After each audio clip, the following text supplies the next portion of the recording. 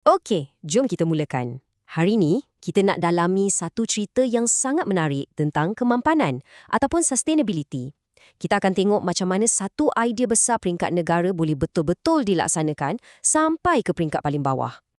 So, soalannya sekarang, macam mana kita nak buat satu sistem pendidikan yang besar tu jadi hijau? Bunyi macam mustahil kan? Dari mana kita nak mula? Jom kita siasat sama-sama. Semuanya bermula dengan satu konsep yang kita semua pernah dengar, kelestarian. Ia bukan setakat perkataan popular tau. Ia satu matlamat global yang besar tentang cara kita menjaga planet kita untuk generasi akan datang. Tapi kan, impian global yang hebat macam mana pun, kalau tak ada tindakan di peringkat tempatan, ia takkan ke mana-mana. Perubahan sebenar tu, ia berlaku di lapangan, di tempat kita, satu demi satu langkah kecil. Okey, untuk faham semua ni, kita kena zoom out dulu. Kita tengok gambaran besarnya. Kita mulakan dengan strategi peringkat kebangsaan di Malaysia yang menjadi pencetus kepada semua ni. Inilah dia pemangkinnya. Anugerah Kelestarian Polisisi 2025. Untuk yang tak tahu, Polisisi ni merujuk kepada sistem politeknik dan kolej komuniti kita. Anugerah ni bukan sekadar trofi tau. Ia satu sasaran yang jelas yang buat semua institusi berlumba-lumba untuk jadi lebih baik dalam amalan hijau. Dan apa enjin yang gerakkan semua ni? Inilah dia, inisiatif Smart Green Polisisi. Anggaplah ia macam blueprint atau pelan induk. Ia satu program besar yang bagi panduan, galakan dan alatan kepada semua polisisi untuk terapkan budaya hijau dalam semua benda yang diorang buat. Baiklah, tadi kita dah tengok dari atas kan? Sekarang, jom kita zoom in pula. Dari strategi besar negara, kita nak tengok macam mana rupa dia bila dah sampai kat sebuah kampus yang sebenar. Inilah contohnya di Kolej Komuniti Pasir Salak. Bagi mereka, anugerah kebangsaan yang besar tadi tu diterjemahkan kepada satu misi yang lebih spesifik, iaitu untuk dapat ranking terbaik dalam UI Green Metric. Ini satu penarafan universiti sedunia tau. Tiba-tiba, matlamat tu jadi lebih jelas dan dekat. Dan yang paling best, benda ni bukan teori je. Kita boleh nampak tindakan dia dalam kehidupan harian.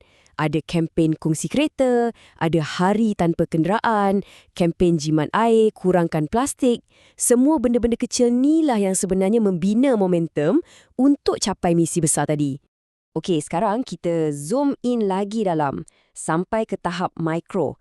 Sebab di sebalik semua kempen-kempen ni, ada satu benda yang sangat penting, data. Jom kita tengok macam mana sains dan penyelidikan main peranan.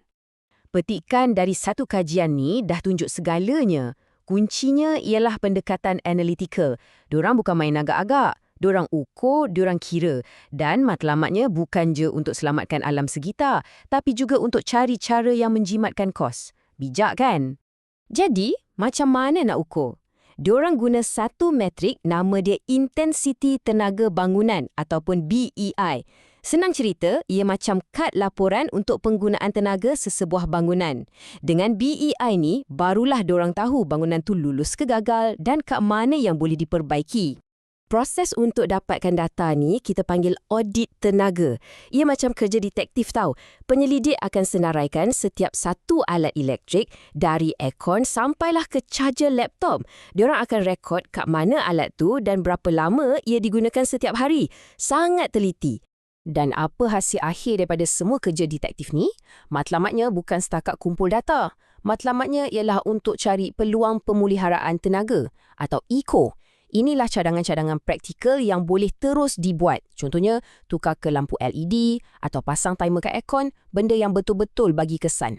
Baiklah, sekarang jom kita zoom out semula. Kita dah tengok strategi negara, kita dah tengok tindakan di kampus dan kita dah tengok data-data mikro. Sekarang, masanya untuk kita sambungkan semua titik-titik ni dan tengok macam mana ia berfungsi sebagai satu sistem yang lengkap.